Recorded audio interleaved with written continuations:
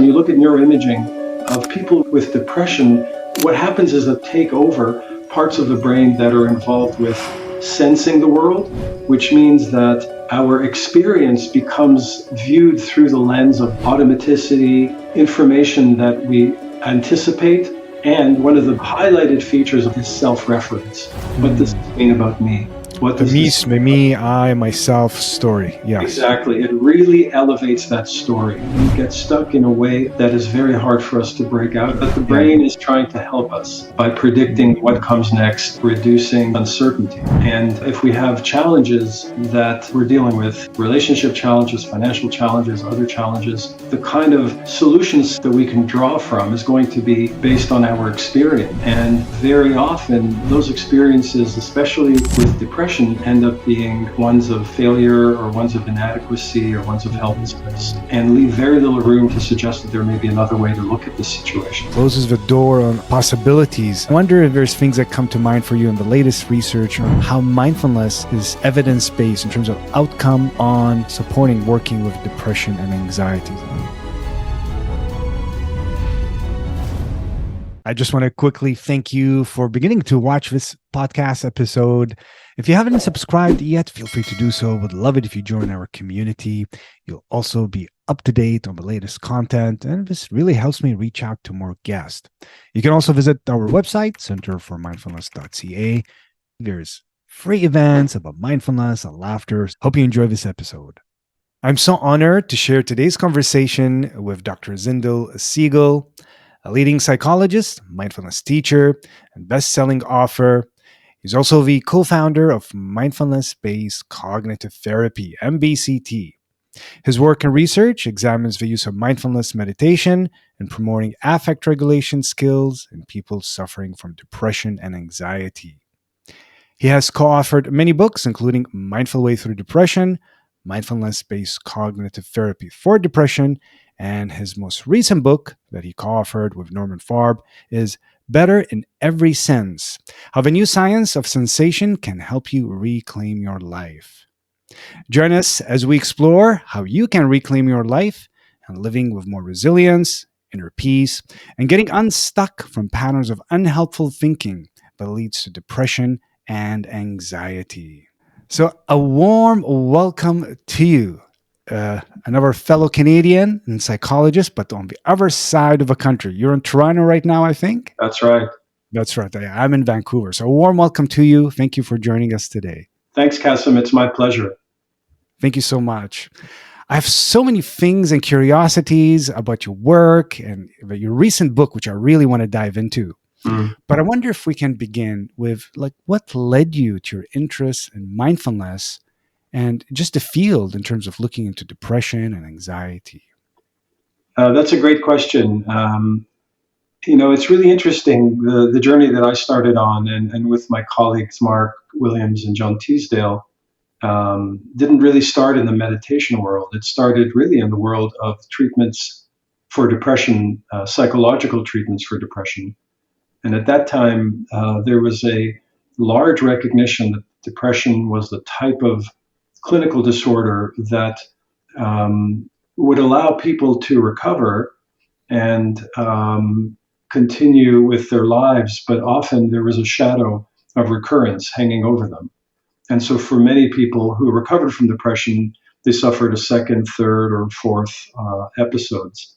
And this problem of recurrence and relapse was really important because data showed that if people could be prevented from suffering recurrences and relapse, the course of the disorder didn't have to be chronic. It didn't have to pervade their entire lives. And so we settled into trying to understand, how could a psychological therapy be developed to help people prevent relapse in depression once they've recovered?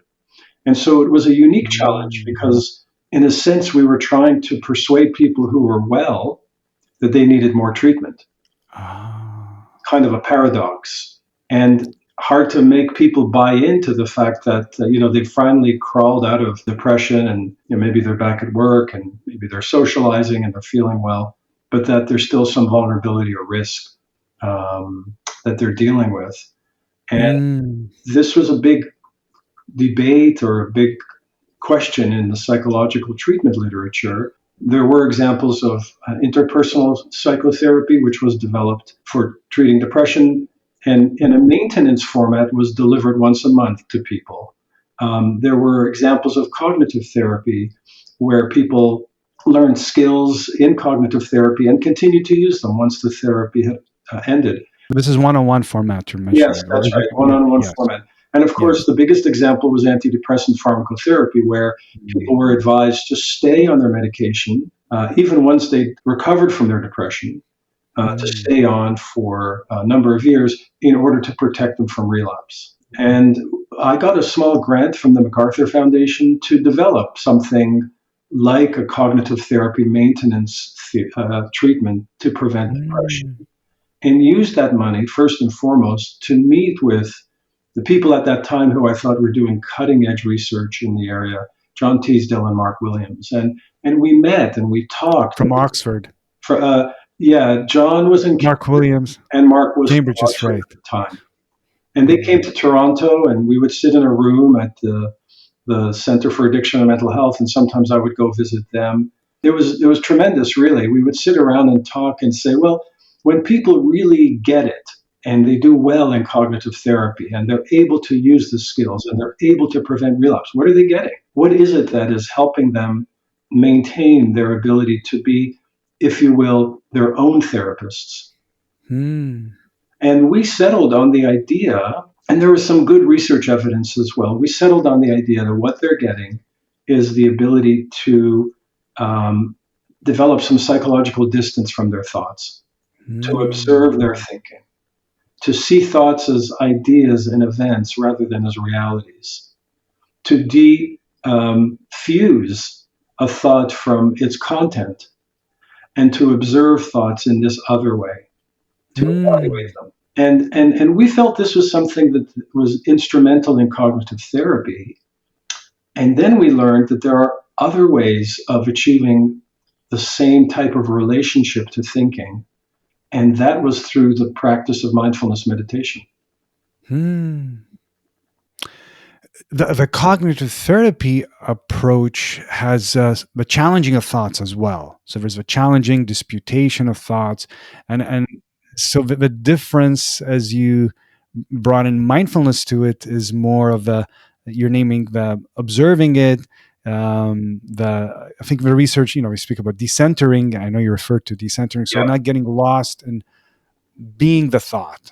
Yeah. I am the thought, or I'm depression, but not as much as challenging the thoughts. Right. And it's important. I think this is, thank you, Kasim. It's a very important distinction. It's possible that when people are very much caught up in depression, that looking at evidence and looking at thoughts and evaluating them makes sense, because there's a way of suggesting to people that their thoughts can be viewed differently. But remember, we're not working with people who are currently depressed. We're working with people who are in recovery. And so for them, they don't have as many negative, insistent, urgent, critical thoughts. They're kind of doing okay in many ways. And so they can't really practice on these types of thoughts, because if they're doing well, if they're in recovery, they're not going to have that so frequently. But if these thoughts come back, they still need to be able to have a relationship to these thoughts that don't see these thoughts as facts, as realities. And so developing this decentered relationship to thinking overall would come in very, very handy for them. Remember, it's mindfulness-based cognitive therapy. And so the cognitive therapy piece has a little bit of the recognition of working with negative thoughts. And then the mindfulness piece has this recognition of working with all thinking, with all thoughts, and then just using those abilities on the particular case of negative thinking when it shows up. But it could be negative thinking. It could be also thinking about what you're going to have for dinner if your mind wanders. It could be thinking about other sorts of things that pull you away from a focus on the breath or a focus on walking. I had thoughts this morning of all the questions I wanted to ask you as well in my mind. And it's so interesting. It's, discerning helpful thoughts and thoughts are not helpful. Things like, okay, I want to think about this now versus I don't want to be thinking about this now. all the patterns of thinking. I wonder if we can just broaden just for a moment for listeners and viewers in terms of depression and anxiety. And we all fall on some kind of scale, feeling Mhm. low mood, feeling anxious. And can you say a little bit about that? What is this depression? What is anxiety? And just to have a sense of obviously when it's diagnosed versus just being on some kind of scale. Yeah, I mean, I think that depression and anxiety are emotions that are part of the palette of human experience. And they're also hardwired in us to allow us to deal with situations that might carry some threat. In anxiety, threat is paramount. And so we might feel some anxiety before an important job interview. We might feel some anxiety when we're dealing with situations that are uncertain. We hear someone is sick and we worry, will they get better? Someone's undergoing surgery. So these are the kinds of normal states in which anxiety helps us to come to terms with things that often aren't under our control. And they allow us to sort of navigate situations. Now, when it starts to become more of a clinical concern, the anxiety itself starts to take over, and more aspects of our lives and our working days are Mm. um, colored by anxiety. So we might find ourselves unable to stop worrying. We might find ourselves avoiding going into places for Mm. fear that something might happen to us or happen to our bodies, or we might have a heart attack, or we might worry that something dreadful is going to happen unless we engage in rituals. And so at that point, the anxiety starts to become a clinical concern because it's starting to narrow the kind of life that we can live. And I would say the same thing for depression, where Mhm. there's sadness, and you learn about something sad, or you read something in the paper, and Mm. um, you feel down, or maybe a grandparent or someone passes away, and you feel Yeah. sadness. Very natural grief and loss, and a way of dealing with these things that everyone eventually has to come to terms with. But if once again it starts to move into a magnitude of clinical concern, you have the sadness fueling a loss of appetite, you have the sadness fueling an inability to sleep. You start to Mm. maybe notice very critical and judgmental thoughts about yourself. You start to feel like you're unworthy. Um, Mm. these are the ways in which it can start to encroach once again in your life. And maybe you're finding it hard to concentrate at work, or you don't feel like getting out of bed. You're turning down social engagements and invitations, and your life once again becomes very narrow. And Mm. those really are the hallmarks of something that starts to develop into a syndrome rather than an emotion that may come and go. Hmm. So that's the distinction in terms of when it becomes a mood. It's an emotion that's persisting. Then. Exactly. Persistent and interferes with your typical social occupational functioning. In other words, it starts to Yeah. really narrow your life, and you Yeah. can't step out of it. Yeah. It's affecting daily functioning. Exactly. Actually, yeah, yeah.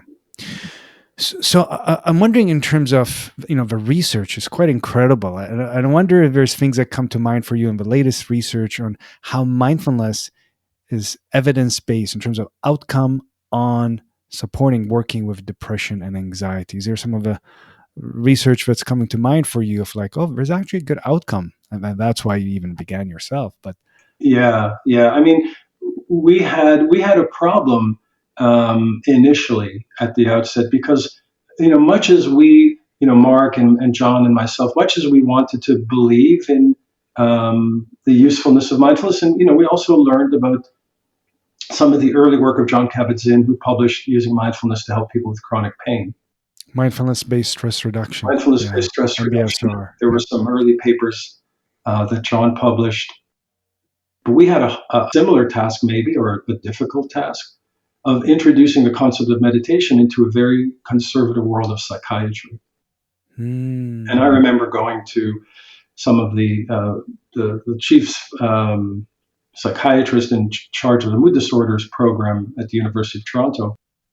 trying to talk about mindfulness, trying to talk about ideas. We had some good experimental evidence in favor of mindfulness, but he was very skeptical. Hmm. And mindfulness meditation, or meditation in general, I would say in the late 1980s, early 1990s, was still met with a kind of disbelief that this could be helpful for Hmm. people with, chronic depression, multiple episodes, things like that.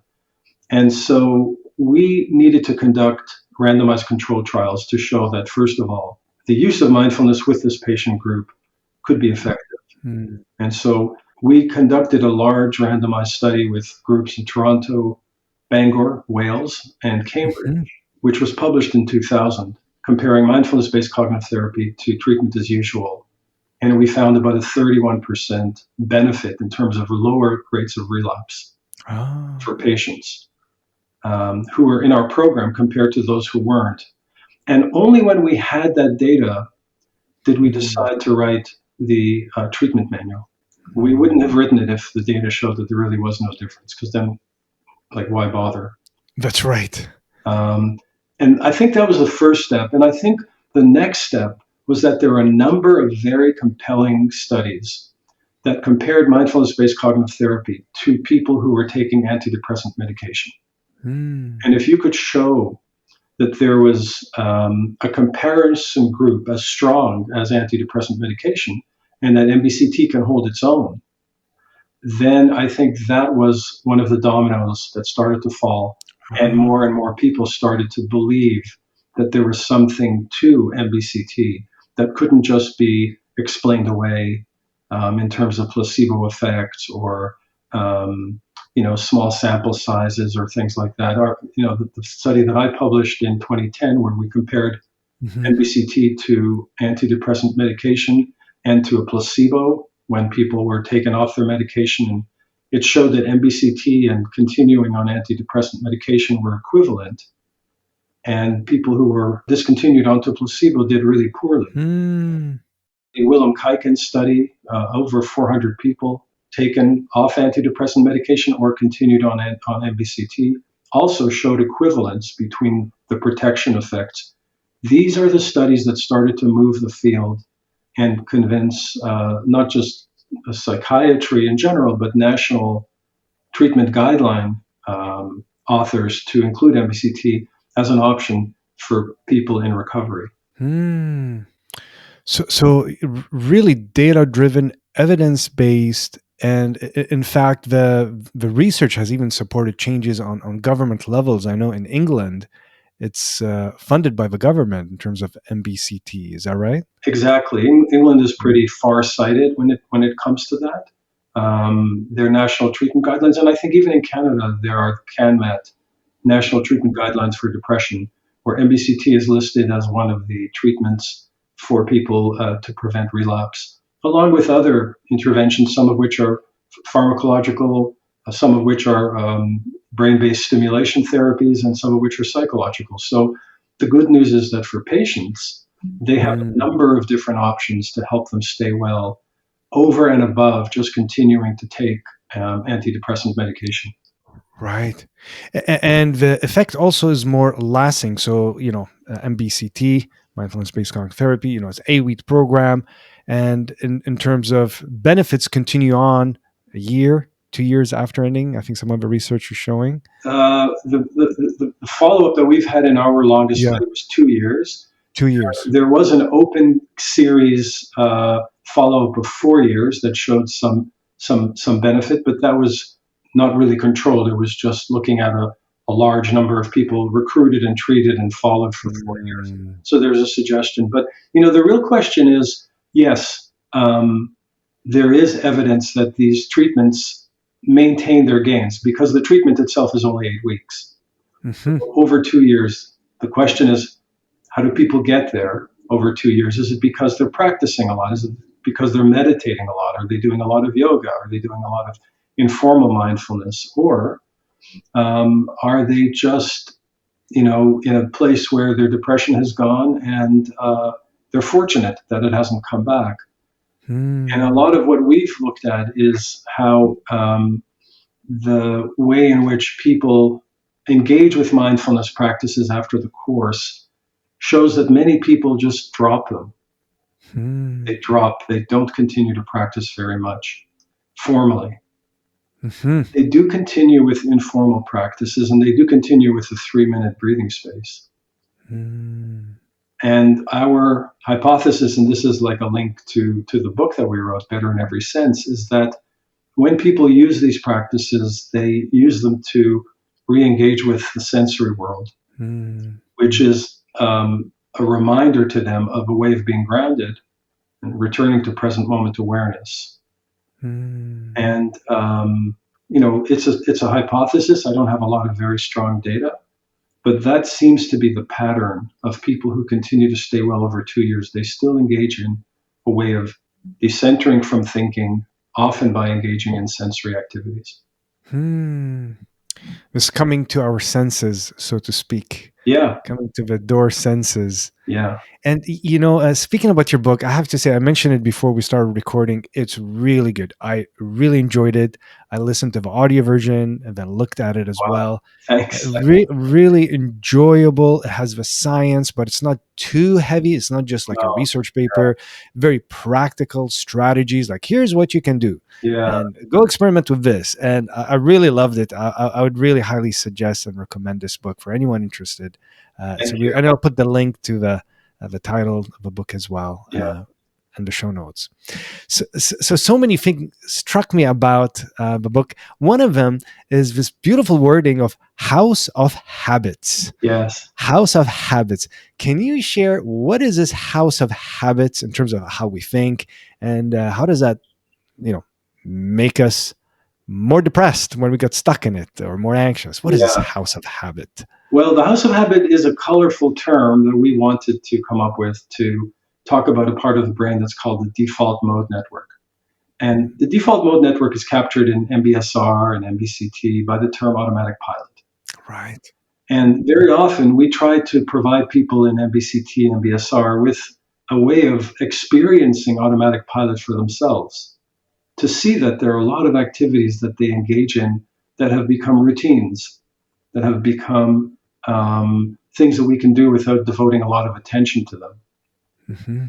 Now, sometimes that's very helpful, and our brains have been hardwired to provide attention to the things that are really important to us, Mm. and not provide attention to things that we are able to sort of allow to go on in the background. So, for Mhm. example, monitoring our breathing rate, monitoring our footfalls when we're walking, Mhm. things that we do a lot of, but that we don't have to pay attention to moment by moment to make sure that they're happening. Now, if you're walking and you're on some uneven surface, your attention will be drawn to that because of other messages around risk of falling or being, standing uneven. But the Mhm. ability to automatize not just bodily functions and bodily operations, but also mental habits, to make Mm. things like counting, reading, decision making in very quick terms is also advantageous to us. Mm. And so there is this house of habit that we live in that helps us get through the world efficiently, and then we can reserve our attention for eating a chocolate brownie and really enjoying it. Mhm. Um, but what happens is that the house of habit can start to encroach on other parts of the brain. And you see this when you look at neuroimaging Mhm. of people with depression. What happens is that the house of habit starts to also take over parts of the brain that are involved with sensing the world, and parts of the brain that are involved with emotion regulation. And you Mm. get this sort of takeover, which means that um, our experience becomes viewed through the lens of the house of habit, automaticity, information that we anticipate, so reductions of novelty. And one of the Mm. highlighted features of the house of habit is self reference. What does this Mm. mean about me? What does The this me, I, myself story. Yes. exactly? It really elevates that story. And so when we get stuck in a house of habit, we get stuck in a way of reducing novelty and staying with a story about ourselves that is very hard for us to break out of. Hmm. And how do you mean by reducing novelty when we're stuck in the house of habit? Like we get less curious about other possibilities of what's worrying us. Like, let's say we're worried about finances or something, and we lose novelty in terms of like, oh, there might be a way out of this. Or is that what you mean? We lose the novelty, or What happens is that we rely on old formulas and old information. It's almost like a self confirmatory bias. What we've known is what we come to expect, and then we start to confirm what we come to expect by a story or by predictions that this is going to happen, which fuels further moods, which fuels further predictions. So that's when we get stuck in the house of habit. It's like an echo chamber. And so, where does novelty come from? We're seeing the same information. We're looking at it in terms of how it affects ourselves. But there may be other options, there may be other possibilities, but we can't see them because we're in this house of habit that's telling us the same thing over and over again. And that's kind of all the information we have to rely on. hmm. So this is the predictive model Yes, the of the brain, predictive coding model. and is that right? So this is, I mean, the brain is in a way trying to help us. Unfortunately, it's doing its best attempt, Yeah, and it's using the past often to try to predict the future. yeah, And sometimes it's helpful, like it sometimes can be a lifesaver. yeah, But when, like you said, it's automatic, then we get in trouble. We lose the novelty, and we're just predicting. Oh, last time this happened, this is going to happen again. yeah, Or last time I had an argument with whoever, family or friend, it's going to happen again, which it might. yeah, yeah. So the predictive model, is that what you referring to? Likely that the brain Yeah. is trying to help us by predicting what comes next and reducing the possibility that we have to deal with uncertainty. And if we have challenges that we're dealing with, relationship challenges, financial challenges, other challenges, the kind of solution set that we can draw from is going to be based on our experience. And very often, those experiences, especially with depression, end up being ones of failure or ones of inadequacy or ones of helplessness, Mm. and leave very little room for novel information to suggest that there may be another way to look at this situation. Hmm. Closes the door on possibilities. And you mentioned helplessness, and that's quite used in the research as well. Can you say a little bit about learned helplessness and how it interferes or makes it even worse? What is that? Well, learned helplessness is an idea that came from studies of rodents, rats, basically placed in a swimming pool, a small swimming area, and the rats learned that there was a platform that they could move to in order to come out of the water. But Mhm. for a certain number of these animals, that platform was removed, and so they became helpless in feeling that they could um, move out of the water, climb out of the water. Mm. And then when they were placed, the same animals that had that experience of the platform not being there, when they were placed back into a pool with the platform, they gave up even trying to move to the platform. They just gave up, and unfortunately, they drowned. And so the notion Mm. of learned helplessness was something that was introduced to suggest that these animals learned that there was no use working to look after themselves, and that they were helpless to do anything, and so their efforts really didn't lead to them being safe. Mm. So then, even if there's a way out of something, we kind of lose track of it because we failed in something, or something didn't go our way. You know, we applied for a job, it didn't go through. Well, that means all jobs, I'm not going to get anything. Like it kind of, it generalizes this learned helplessness, it seems. It generalizes the past Yeah. experience can dominate Yeah. all of the solution set that we can draw on. So then the question is, how can we expand that solution set, or how can we expand to allow novelty to come in and suggest that maybe this way of looking at things isn't absolute? There may be other information available. Hmm. So, so is the way out of depressive thoughts or anxiety to shut down the house of habit, or to shut down this default network, to turn it off? Is this the way? That's a great question. I think in many ways, if you read the meditation texts, even the very early original meditation texts, a lot of the meditation practice aims to reduce the sense of self. You hear in Zen practice, no self, shunyata, emptiness, and other ways of reducing I, me, and mine in Vipassana practice as well. The self recedes into the background, and what we try to connect with are the movement of phenomena through the mind, not my mind, but the mind, even to use terms like this to try to get a bit of distance. So it would be reasonable to think that the more we practice meditation, the more we practice mindfulness, maybe we will eliminate self and get to a place where we are um, driven less by self-reference and just more by our ability to connect with present moment. But what we found in some of our neuroimaging studies is that for the people who were able to use mindfulness and therapy to stay well, they didn't reduce the sense of self.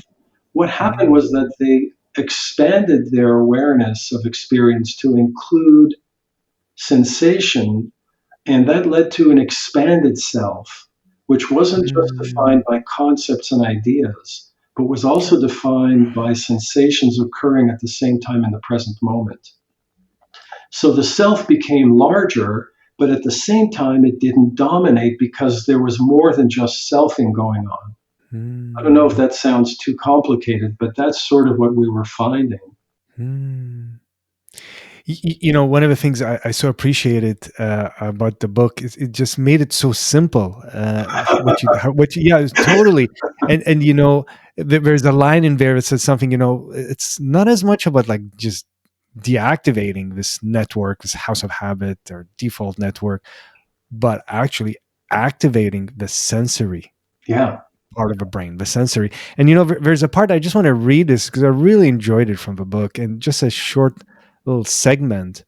Mm. And you're talking about this transformation, and you say rebuilding sensory pathway is transformative because attention is limited resource. A powerful way to break down a dominant narrative or worldview is to starve it from those attentional resources.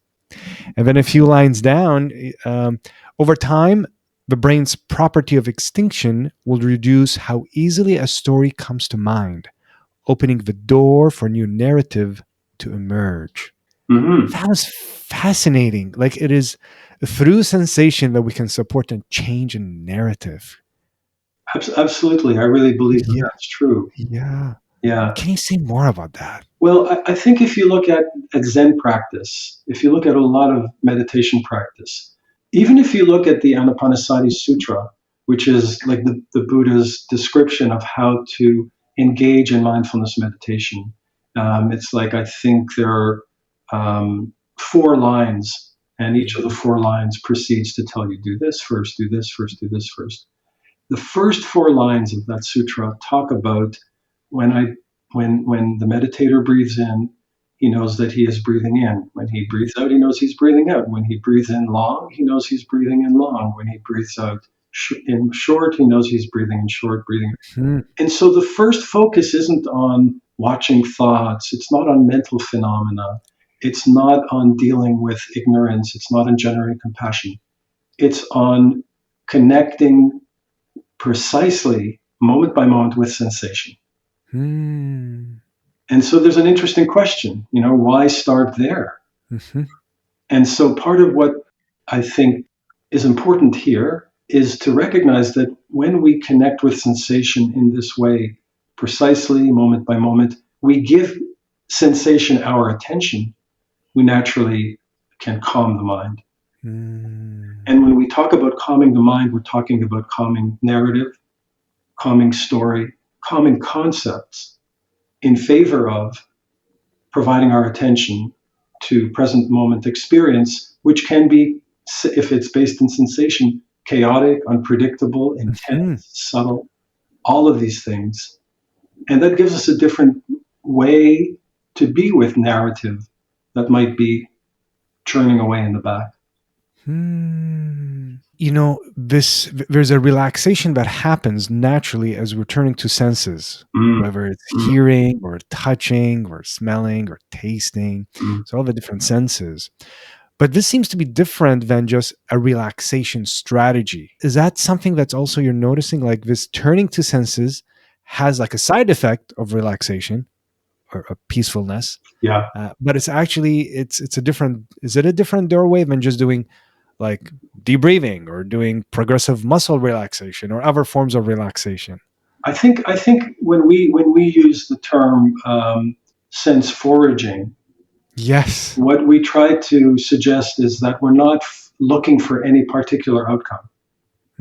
We're not Mm, engaging with sensation in order to relax. We're not engaging with sensation in order to become more calm, more at ease. We're actually foraging in the sensory world. And so we have this definition of sense foraging, which is mhm, shifting attention from thinking to sensing with mm. a receptivity to the sensory world and a willingness to be surprised. So it has a non-judgment, curiosity. Yes. And surprise can also mean that you may be disturbed by what you find. There may be sensations that speak to Mm, distress, sadness, longing, things that you may not have been aware of. And mm, that surprise is something which can then be explored or folded into the narrative. For example, when we wrote the book, A Funny Anecdote is one of the things we were telling people is, well, one of the exercises in the book that we recommend to people is, go for a nature walk and wouldn't that be great? And people said, yeah, but that's the kind of advice my grandmother gave me. What's new about that? Why don't you yeah. write a book about that? And so there's a way that you can go for a walk, but still be very much in your head. We Mm, suggest when people go for a walk, try to identify 3 different sounds that are new to you, or see whether you can detect 3 different colors that you hadn't seen before, or see mm, whether you can feel 3 different surfaces that you're walking on. mhm, So the capacity for surprise and novelty allows us to pause in the story of I'm going for a walk and just my mind is racing and I'm thinking, to open up to the sensory world, to be receptive and to shift from thinking into sensation, even if it's for a few moments. So that's much more around sense foraging, where we're stimulating sensory parts of the brain and quieting a little bit the house of habit in a very natural way. So it does involve paying attention, Yeah, and there's presence in there because we can just like we can go on a hike and just do work emails or absolutely. rehash an argument with someone and totally like missed out on the trees and the leaves and the bunny that may have run or the deer or whatever it was or the cloud that's moving. Yeah, So there's something about being present. yeah, yeah. Oh. When we came up with the definition, it started to sound like the definition of mindfulness in a way. Paying attention on purpose, present moment, without judgment. But I think there are elements, as you're picking up, that are overlapping. Mm, But at the same time, we're not asking people to practice mindfulness. Our mm, hope is that this could be a much wider port, yeah. a much wider door for people to step into who may never have practiced mindfulness or may never have been drawn to meditation, but can Mm, still access some of the ways in which paying attention, being willing to be surprised, and shifting into a receptive mode where the world comes to you rather mm, than you operating on the world to get what you need. mm. So there's a taking in, this receptive when you're describing. I can imagine like you're taking in Yeah, rather than getting lost in the mind. Here's another thing that didn't go my way. Like we all have things that don't go our way, like every week probably, yeah, right? And it's like, and then that starts a whole narrative, like what's wrong with the world and what's wrong with me. Am I like we're kind of totally lost in it. also allowing feelings. And I wonder if you can share something about that in terms of suppressing feeling and suppressing emotion. Why is suppressing emotions not good for us? I think there's a lot of good literature that shows if you have a strong emotional reaction, there are different ways of coping with it. And Mm, some of those ways of coping can be good in the short term, maybe not so good in the long term. Some of them can be good to engage in, but not everyone chooses the best strategies all the time. And right. the strategies that people choose sometimes are to um, maybe push strong emotions down or to distract themselves, like do something else to forget about it. And Hmm. maybe that's helpful if you're at work and you get something happens and you don't have the capacity to deal with it right now. Maybe you say, look, I'm going to deal with it when I get home, or I'm going to deal with it later this evening. Hmm. So in the short term, that can make sense. And then if you're able to deal with it, then you can regulate or decide what it calls for you to do. But over Hmm. time, if that becomes a dominant way of dealing with emotions, there's a lot of research that shows that these emotions, they don't go away. They come back. Mm, They continue to be sort of churning away in the background, and they can have impacts not just on our mood states, but also on our bodies if mm, they continue to persuade us that we are in a state of high alert, a state of alarm, a state of threat, then our bodies might react as if there's a threat right there in front of us. That's why, in the long term, those kinds of strategies are not the best choice. mm. So it turns out to be true. What we resist persists. In the realm of negative affect, Yes. yeah, unless the person is able to make choices about how they want to handle things, Mm, but sometimes we don't have the ability to make that choice. yeah. Yeah. And I can see how it's also similar with sensations. So there's emotions, and I know in mindfulness-based stress reduction as well, there's a curiosity about when there's a thought or there's an emotion. I'm sure it's the same with MBCT. Is like where is it showing up in the body? So then it turns to a curiosity of sensation of that. Like, oh, when I'm thinking this, oh, my heart starts beating, mm, my breathing starts changing, I'm starting to sweat, and it all began with just a thought, and now my whole physiology has changed. Right. There is a Yeah. lot of emphasis on locating sensation in the body Mm. and also becoming curious about what's going to happen with that sensation in the next moment, but also to become curious about its intensity, other Mm. features of it in terms of its flux, its coming and going. All of these things are the way in which we can be receptive to what's happening without having to coordinate or channel what's happening in a Mm. particular way. And Mm. that's different than the way we ordinarily work, where if we have a pain or if we have some discomfort, okay, what do I do to get rid of this? What Yeah. do I do next? To this is annoying or this is something I need to deal with. That's very different from allowing and letting be. So these things can arrive, they can rest in the mind, we can watch them, they can pass, and maybe other things will come. But that's a different relationship to those experiences compared to, Mm. oh, this is here. Okay, is it a problem? Do I need to do something about this? Oh, okay, I don't need to do something about this. I'm going to let it go. Or this is a problem. How do I deal with this? How do I get rid of this? Very different relationship to the same phenomena. I see this happen so often. Uh huh. So often, this mindset of fixing that shows up. Fixing. Like as Fix soon it. as I have the Yeah. thought, yeah, it's like fixing, and it's so counterintuitive as people start some mindfulness journey or on BSR and BCT. It's like, wait, I'm here to fix stuff. What do you mean just let it be? What do you mean let it be? I'm here to fix it, get rid of it, Yes. fix me. Yes. So that's a bit of a paradigm shift from fixing to being with. It's huge, and I think Mm. the wisdom inside how MBSR and MBCT were constructed is that in the first session, the second session, the third session, we don't emphasize negative thinking, we don't emphasize negative emotions as much as we just emphasize awareness of everyday phenomena, eating, the body, Yeah. breathing, walking, stretching, simple stuff, Mm. to give people the idea that it's possible to adopt this non-fixing framework on all kinds of things. And then eventually we might transplant that into working with more challenging phenomena like critical thoughts or sad moods.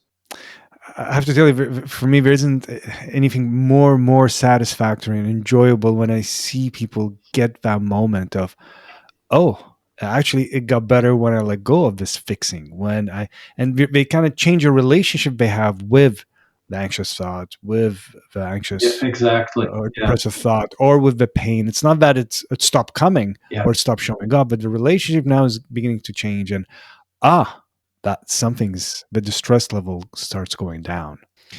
This is so enjoyable. Like the research, your deep knowledge. I'm really enjoying this. I want to thank you for all this time, and I'm wondering if it's possible to give listeners and viewers some. You mentioned today already some practice. Is there something you're up for guiding us in terms of a practice that you Sure. mentioned? If someone goes outside, they can pay attention to three things, and I love that practice. But is it okay to guide us for another thing? If you think it would be okay, let's try to do a 3 minute breathing space, but Yes. but with the invitation of noticing the 3 minute breathing space house of habit version versus a 3 minute breathing space that's very immediate now. And I'll try to guide it with a little bit more sensory um, uh, touch points and see how that goes. That would be wonderful. And those who haven't heard of the 3 minute breathing space, can you say a little bit about that practice, Yeah. and then you can guide us? So it's one of the core practices in mindfulness-based cognitive therapy. It's intended to be very portable. It's essentially 3 minutes, and it moves through three different um, ways of being with our experience and the breath and the body.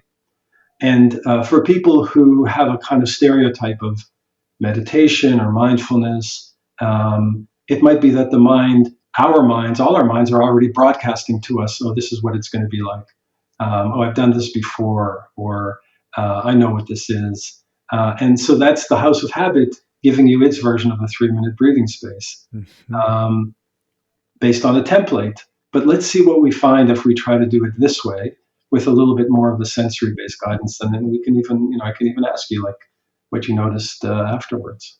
Would love that. Okay. So to begin, let's just find our seat. And if you feel comfortable allowing your eyes to close, if not, you can keep them open and maybe stare a few feet in front of you with a soft and steady gaze.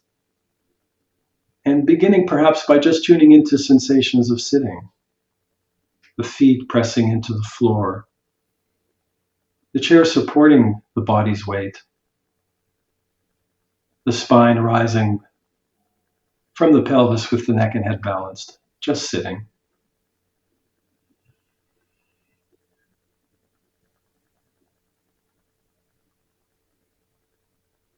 And then when you feel ready, shifting your attention and looking into the mind.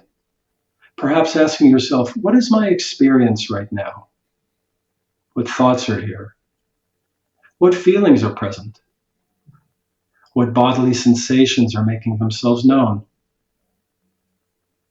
And as best you can, allowing all of these elements to simply be here, watching, observing them from one moment to the next.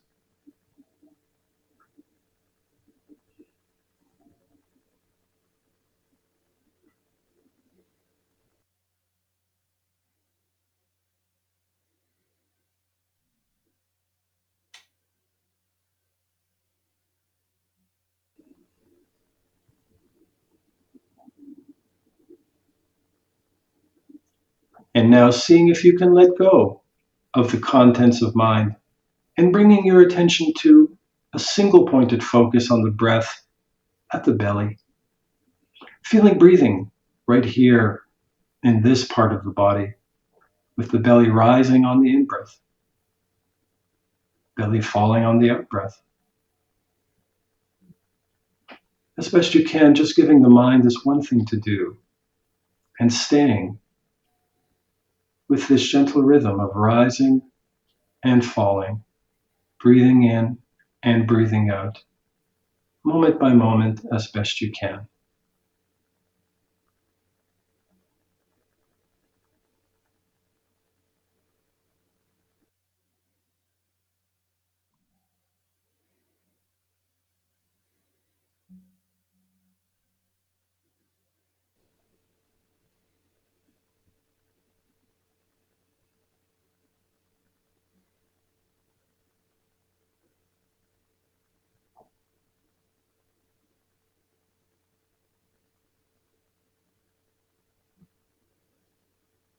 And now seeing if you can expand your attention around the breath, around the belly, allowing your attention to radiate into the whole body and feeling the whole body sitting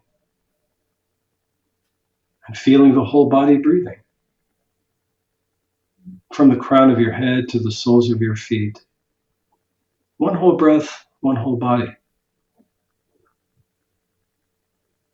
And if you're willing, maybe even moving your attention further outwards beyond the body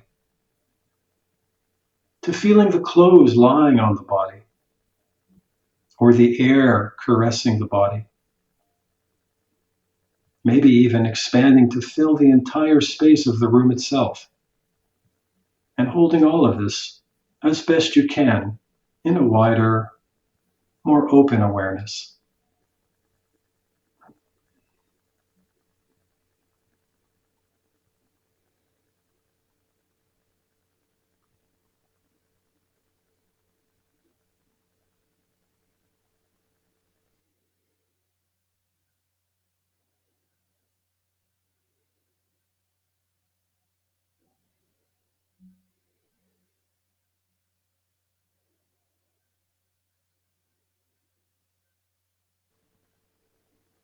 And then when you're ready, just allowing your eyes to open and returning your attention back to the screen.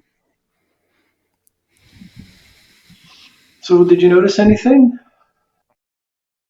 So many things, and first, thank you for the practice. I had many thoughts in the middle of it of like, oh, this is amazing. This is happening live. I've listened to audios of yours, and like here is it's happening live. You're guiding, so I had these thoughts of like, wow, this is amazing. That's nice. And then I was aware of sensations. I was Yeah. aware of heart beating, of the seat underneath me, and a thought would come in, Yes, and I was aware of it. And another thought that I had is like, one day I want to thank you in person and shake your hand. But that would be lovely. I had all these thoughts about like what's happening here. Great, great. Mm. So, this is just an example, a Mm. practice that has a number of sensory touch points, and I think the book has a lot more about how people can do this on their own without having to meditate, without having to practice mindfulness. Yeah. Thank you so much for the guidance, and I really suggest this book because it truly has so many practical applications, practices. You can just pick it up and start using these skills, and this is what's so amazing. It's like it's so doable, Yeah. and you've simplified what works. Thanks, And Casper. Thank you. yeah, thank you. So, and I'll put that in the show notes below. Okay. And I'm wondering if, yeah, of course. And I'm wondering for people who are interested in connecting with you or doing some MBCT work. I know in my Center for Mindfulness Canada, we do mindfulness-based stress reduction, and we have free information sessions about that. But in terms of MBCT, um, is there an online version I think you have that people can also follow on their own besides? There Is is that an online still version. It's at mindfulnoggin.com. Noggin? Okay. Noggin, like head. Head, yeah. That's a great name. Mindfulnoggin. We just get our noggin to be mindful. Totally. It's very good. I'll put that in the show note. And in terms of best way for folks to reach you, is there a website or you'd like me to put in the show notes? They could Or link? email me if they want. You can put my email Great. address at zindel.segal@utoronto.ca. So yeah, okay, I'll put that in the show notes Yeah. as well. Very good. Any final thoughts as we end? No, Any, this was a like, delight. Really talking about MBCT, a little bit of MBSR, a little bit of a book, and some history. I think people will enjoy. I hope people will enjoy this episode. well, I have to tell you, I deeply enjoyed it. And I truly want to thank you for your amazing work over decades and your kindness and generosity of time and connecting. And you were so kind even when we connected before.